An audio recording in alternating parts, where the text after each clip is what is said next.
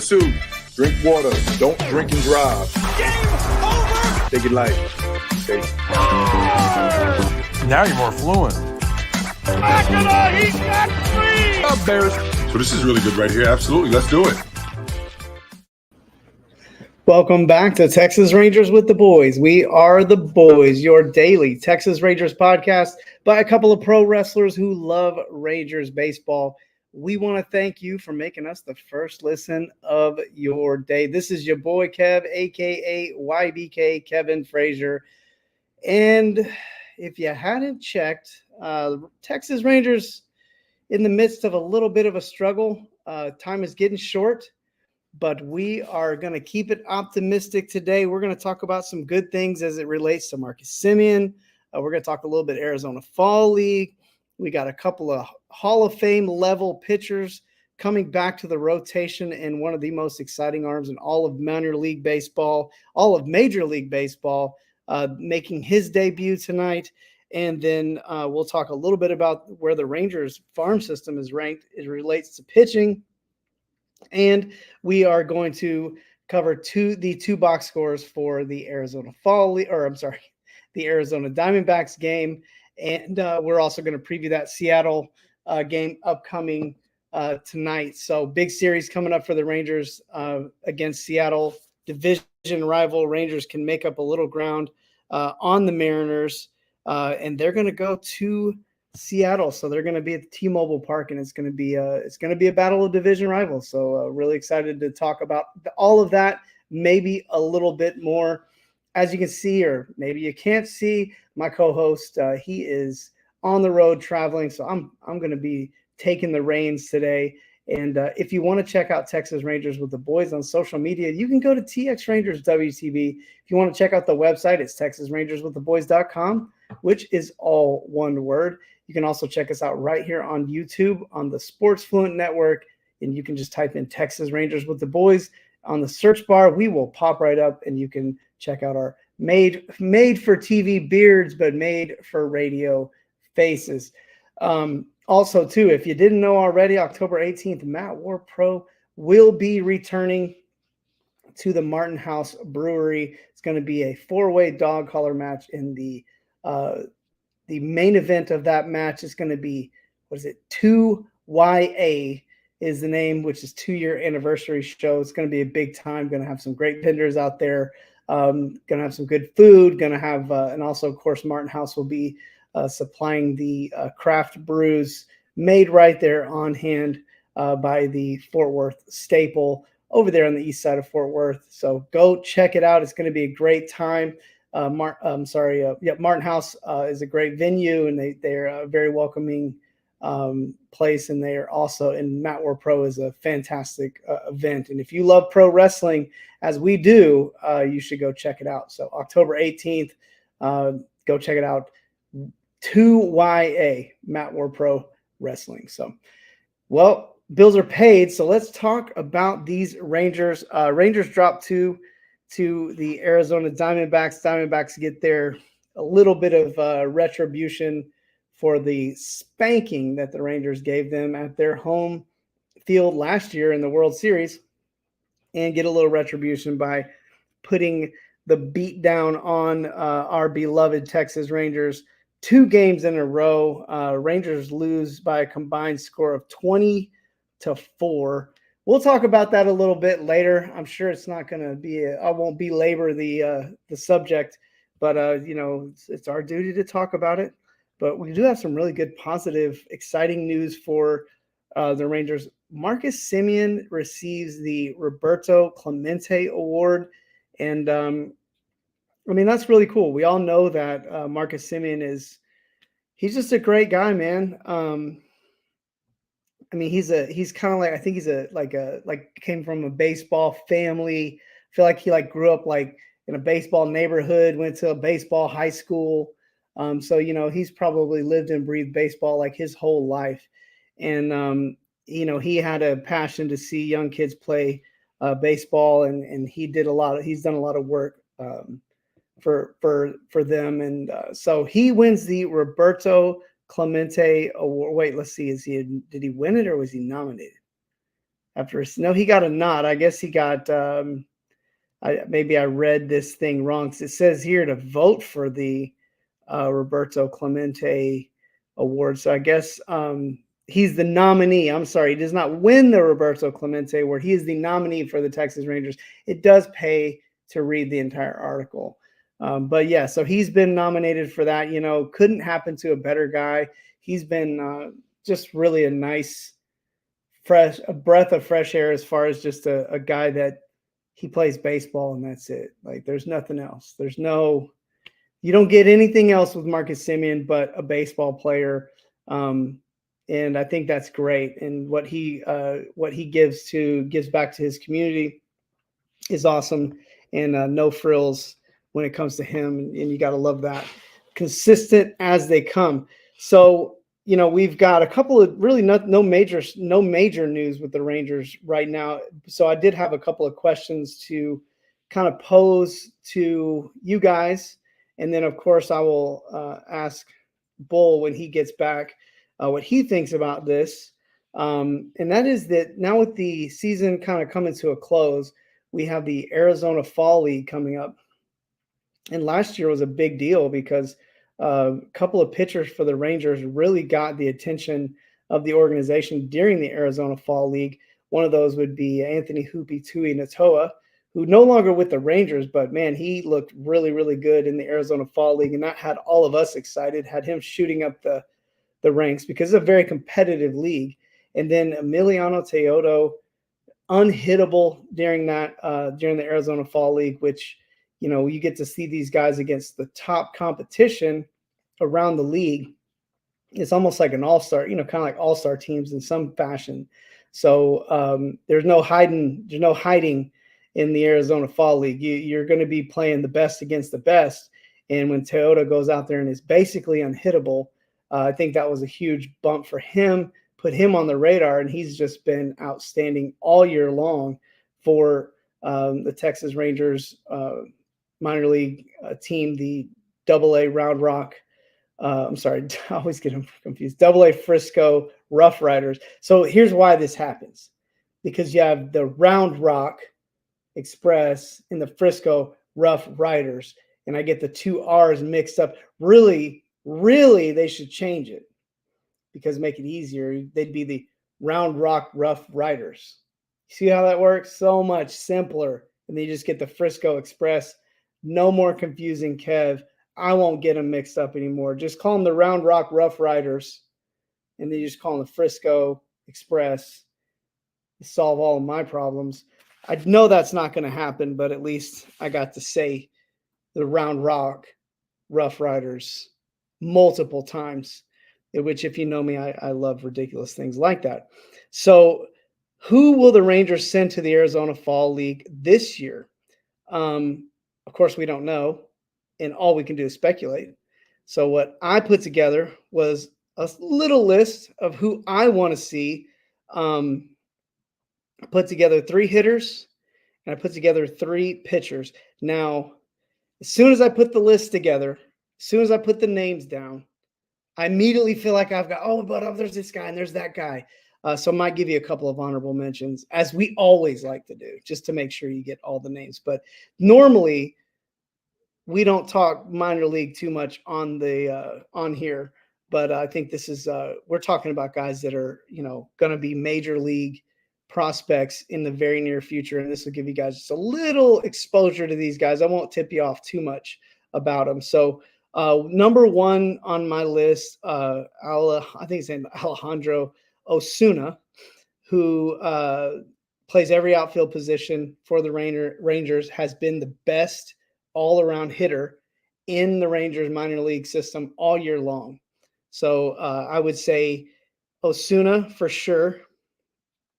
I want to see Abimelec Ortiz, who has been on fire for Round Rock. All three of these guys are now at Round Rock, I believe. For sure, I know these first 2. Osuna and Ortiz are. Ortiz has only slugged over 500 plus over the last 3 months in Round Rock, so he's starting to catch up to Texas League pitching. Osuna has caught up immediately, and then the third name should be a foregone conclusion. Sebastian Walcott, who many think is the number one prospect in the Texas Rangers organization. If you want to find out where we rank Sebastian Walcott, you should definitely go check out our exclusive content Down on the Farm with the Boys, where we cover all things Rangers minor league. I'll tell you a little bit more about that in just a second. Now, I definitely thought about a couple of other names on this list. The really one other name that I could think of that I think could benefit from this kind of exposure would be Cody Freeman, who's Mr. Utility guy, also at Round Rock. So those are guys that on the position side I'd like to see get a nod to the Arizona Fall League. I don't know how many the Rangers can send, and then the next three would be Alejandro Rosario, who is the wonderkind pitcher for, again, all these. Actually, I think every single one of these guys are at Round Rock.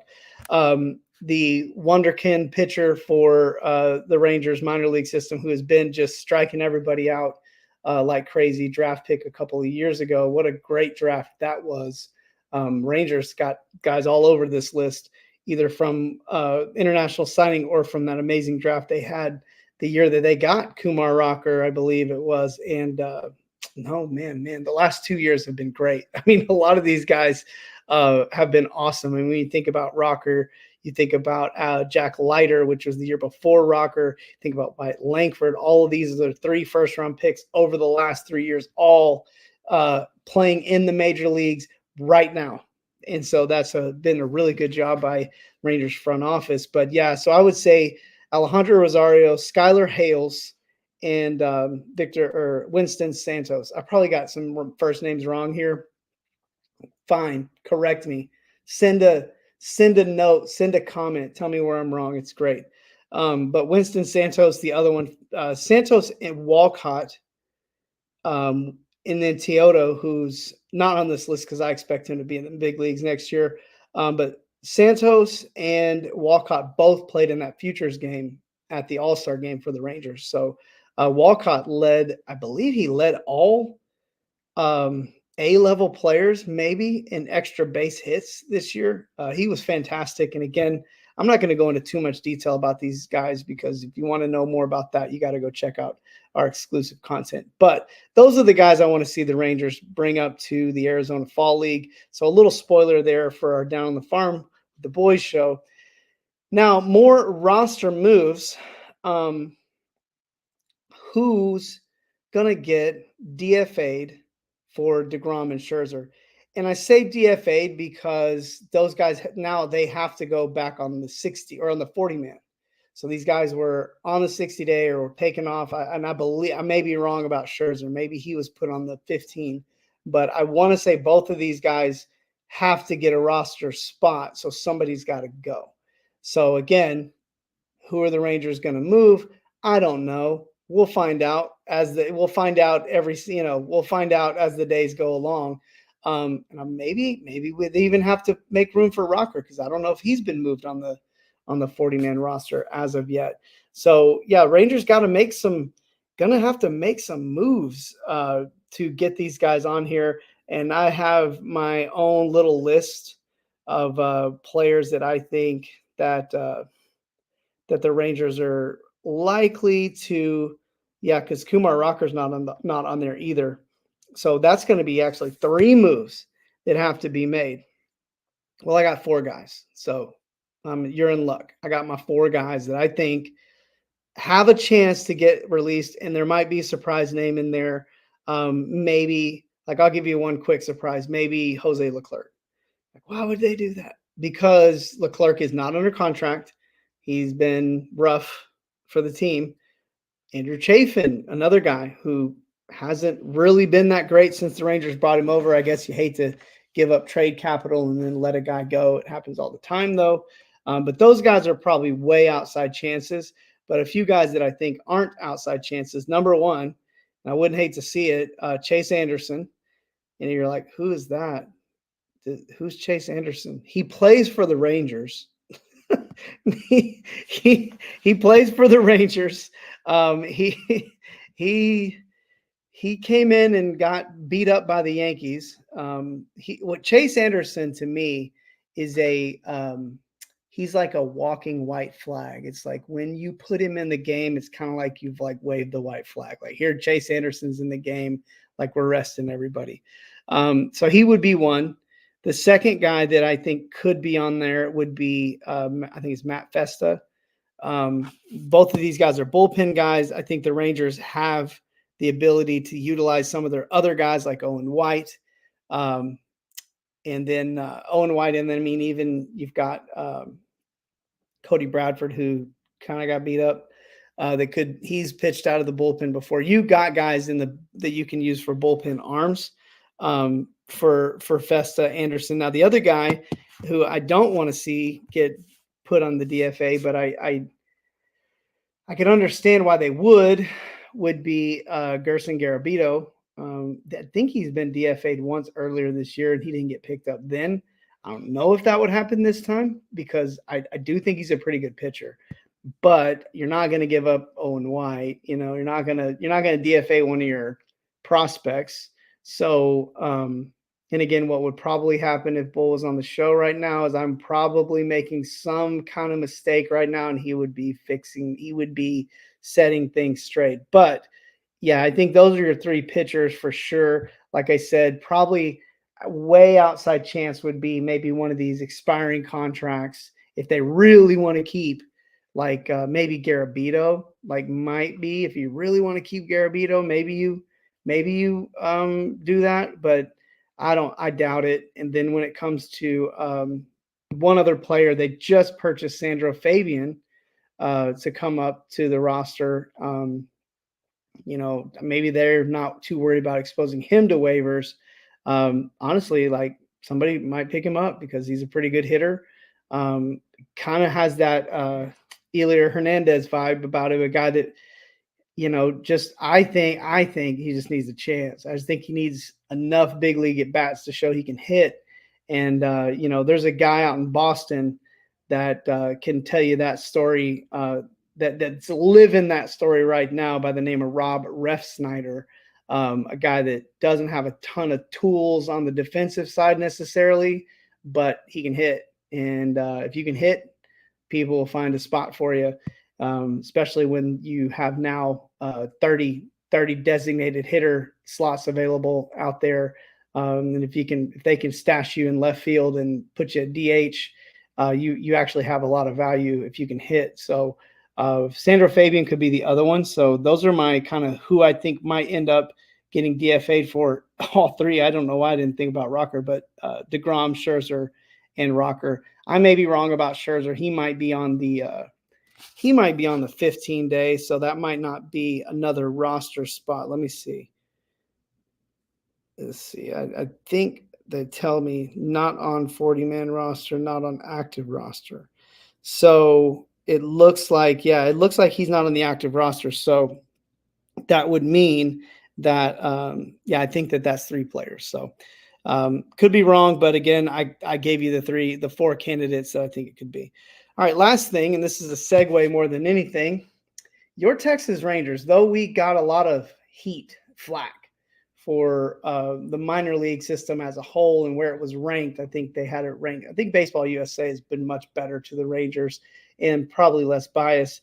But, you know, I think it's MLB had them ranked like number 27 total, which I thought was probably has more to do with the age of the Rangers prospects, is even more than it has to do with maybe the quality, but maybe the readiness factor. Because the Rangers do have some really good prospects, especially at the lower levels, and they drafted really good, and they drafted more college older players, which are guys that have a lot shorter timelines. So again, who knows, that could change really quickly. But MLB.com did have the Rangers ranked number 11 in pitching prospects.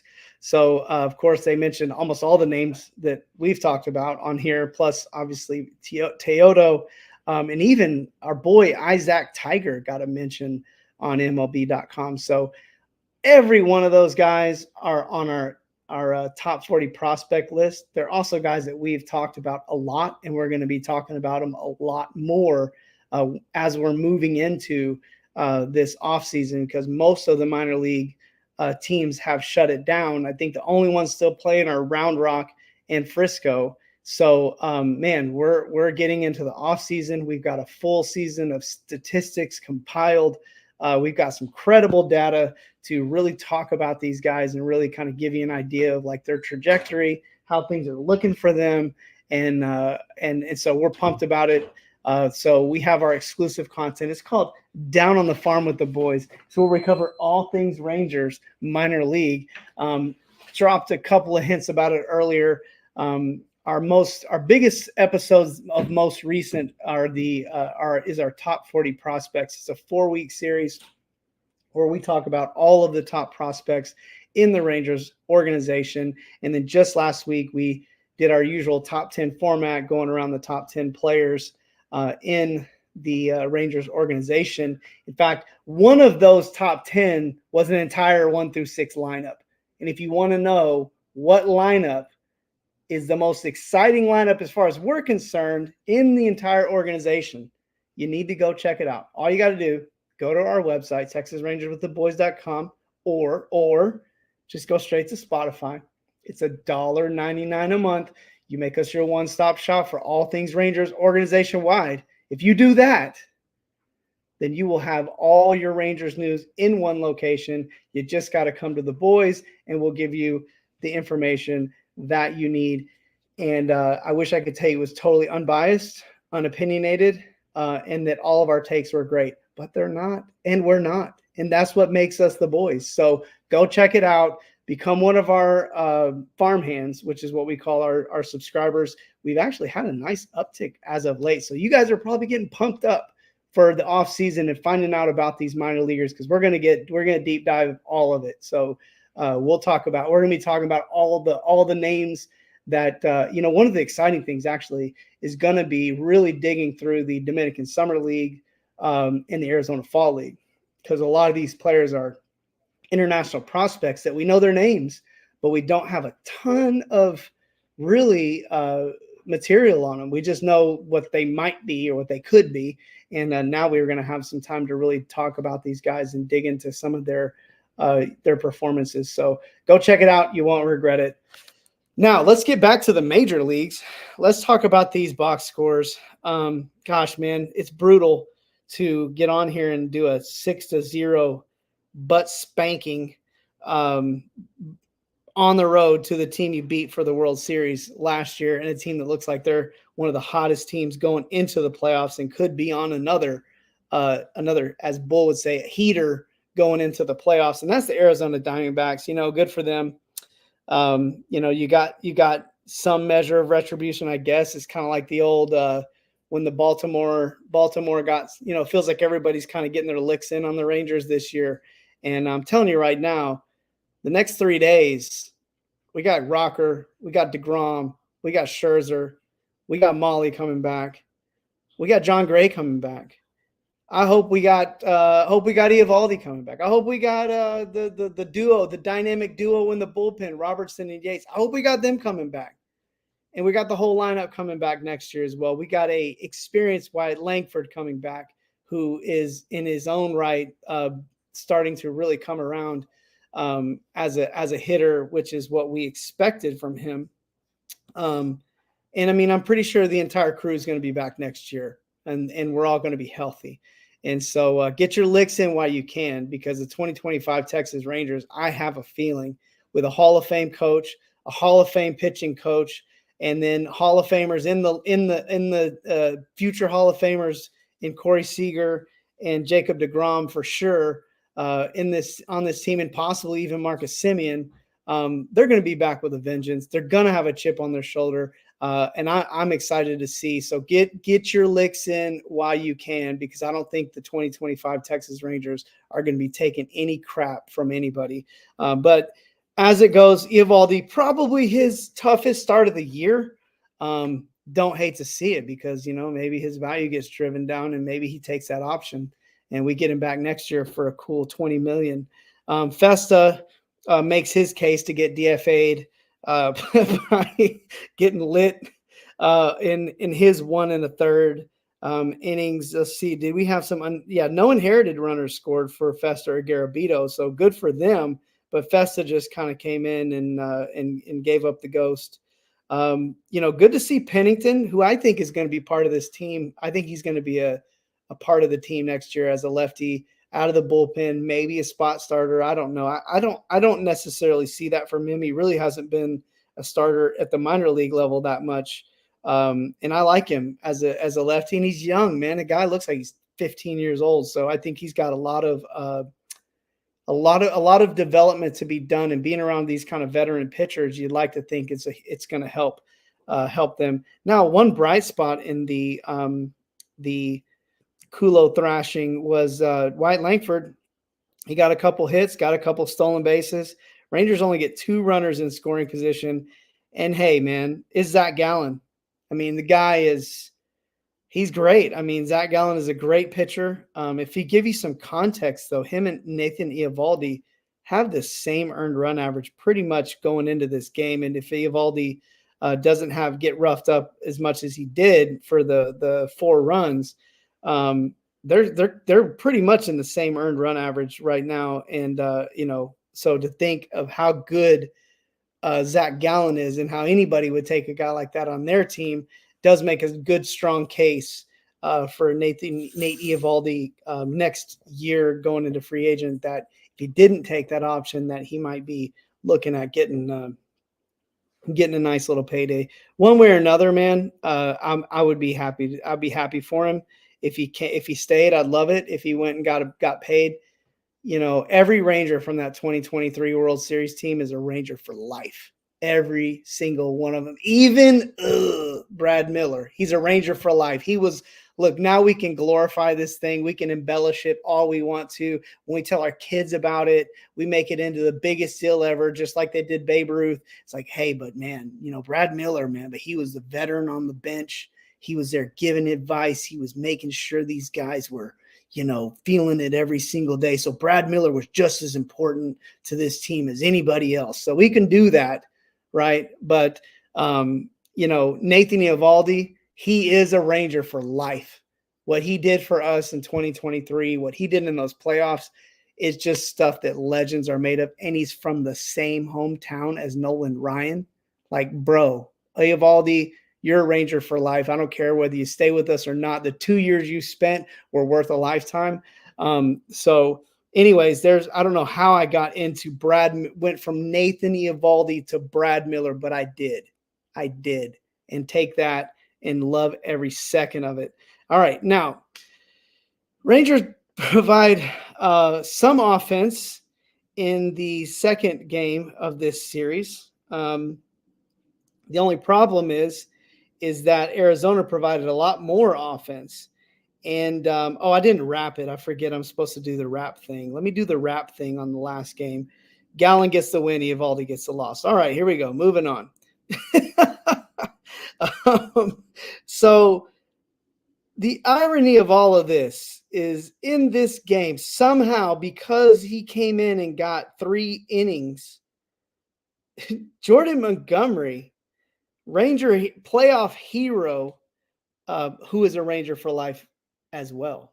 Jordan Montgomery, you are a Ranger for life.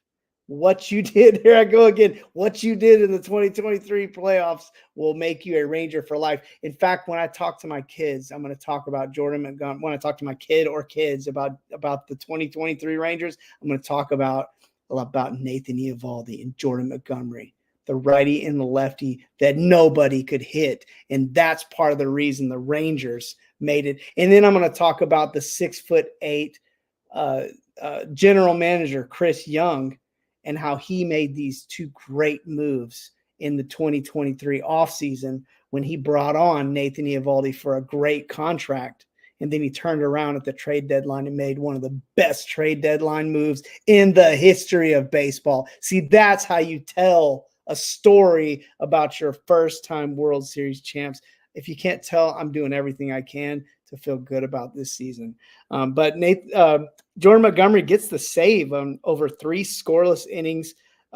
That's just one of the weirdest things about pro sports and part of what makes it great. You notice I haven't even talked about any highlights of Arizona, nor am I going to. I will say though, Arizona is when they're kind of like the Rangers. When everything's clicking, this team is stacked. Like same with the Rangers. If the Rangers are all clicking at once, I mean, there's a stacked team.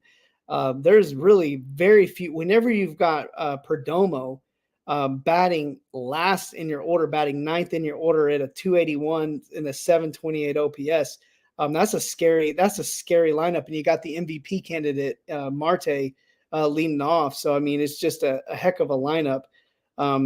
And don't look now, Corbin Carroll is starting to get hot as well. But let's talk about the Rangers and some of the positives that we can take away from this. Really nothing from the pitching side. Remember, I told you about Chase Anderson. When you put him in there, there's the white flag. You got it waving. And this is twice now the Rangers threw him out there, and it's like, yeah, the game's over.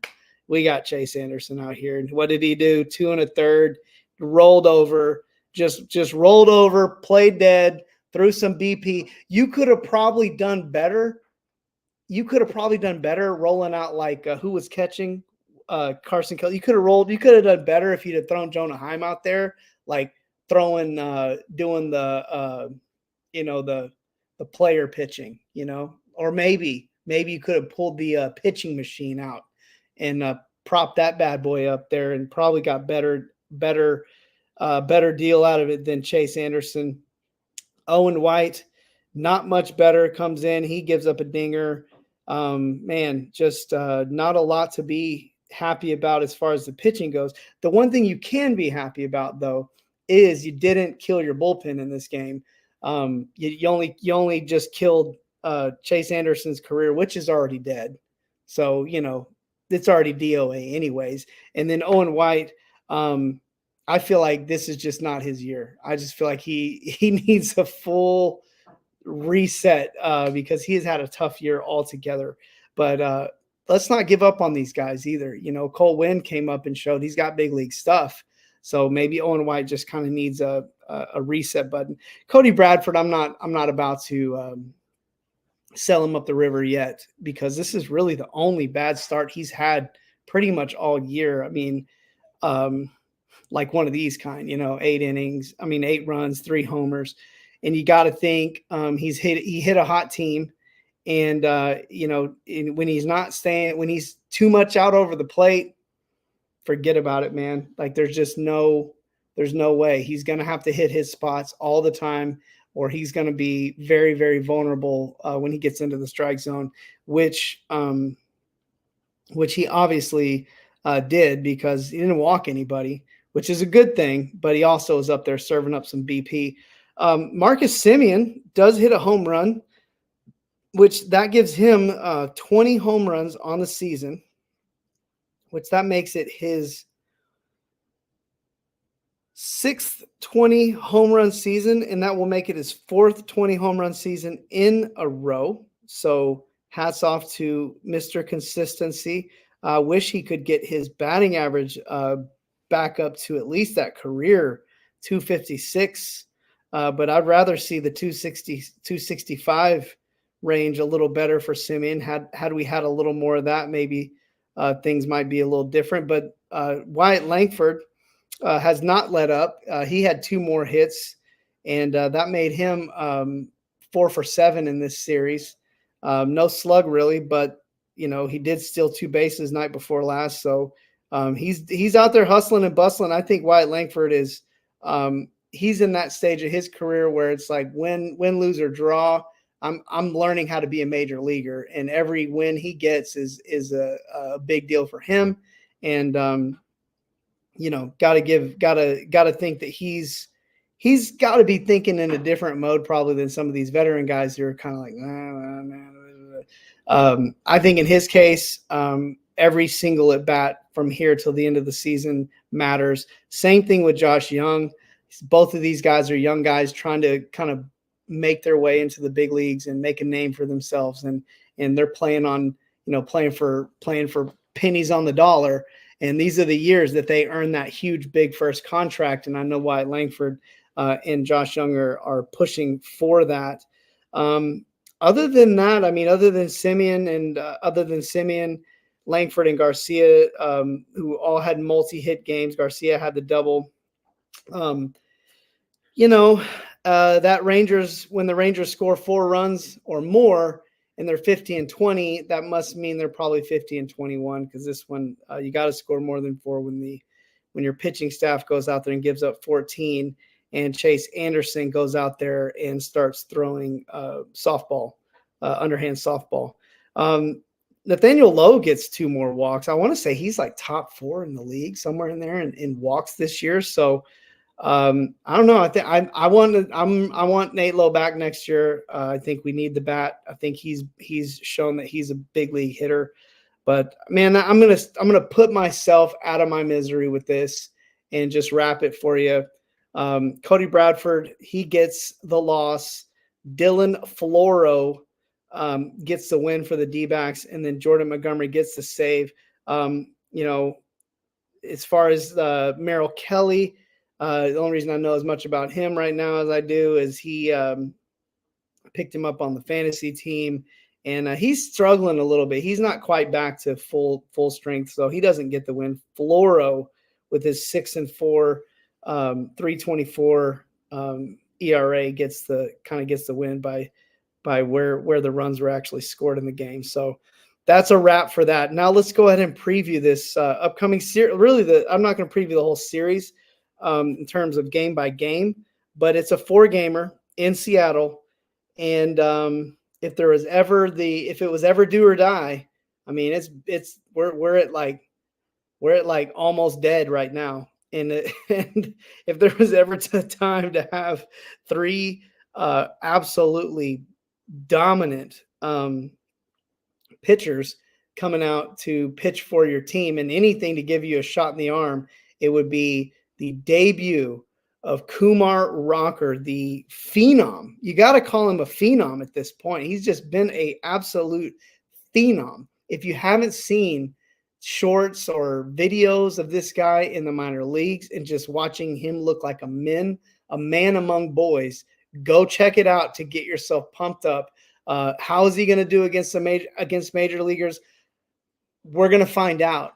Rangers did a smart thing by putting him in a hitter's ballpark against, I think, the last place offense in baseball. So you have a hitter's ballpark and a last place offense. Doesn't mean anything, though. Does not mean anything. This is professional sports. All these guys are all professionals, and they're not about to go out there and be the team that lets this phenom come out there and just starts blowing everybody away. They're going to be gunning for Rocker to make his major league debut, to sour that major league debut, because Seattle still has playoff hopes.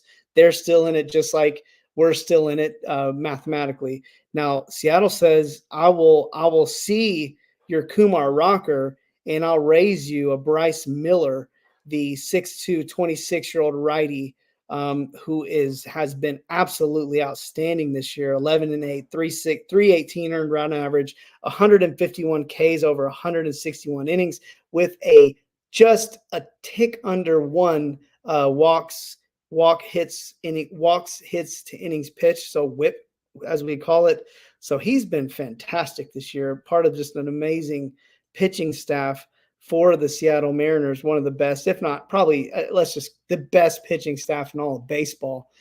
So Rangers have their work cut out for him. Kumar Rocker has his work cut out for him. And man, let's just like think positively here. Like, Kumar Rocker goes out there and out pitches Bryce Miller on his first game. I'm telling you right now, regardless of the record, regardless of anything, Rangers are going to be the talk of the baseball world, because Kumar Rocker, if he goes out there and does what he's been doing in the minors, which is 90, 98, 99 mile an hour sinker, slider thing, that slider dive thing that he throws, the breaking pitch that just nobody can seem to hit. Everything that he hits, just like he buries it in the strike zone, and guys can't seem to get under the ball and get any air on the ball. So let's hope that continues for the Rangers against Seattle. We got an 8:40 start time out there on the West Coast. Goodness gracious, I don't know why they do this to us. So that's what we got. That's all I got. Somehow I managed to talk for 40 minutes straight, and certainly goofed off as much as I possibly could to have a good time with it. So thanks everybody for tuning in. Don't forget to check us out on our website, TexasRangersWithTheBoys.com. You can also check us out on social media, TX Rangers WTV, and you can see us right here on YouTube at the Sports Fluent Network. All you got to do is search Texas Rangers with the Boys, and we'll pop right up. Man, another big shout out to our farm hands. You guys make it all possible. We have so much fun talking minor league baseball, and sometimes in a season like this, it's kept us going. So big shout out to you guys. And again, thank you for following us on your favorite podcasting platform for the 300-pound manimal, who is in absentia, but in here, he is here in spirit, in beard and spirit. He is here. And for your boy Kev, this has been Texas Rangers with the Boys. We're signing out.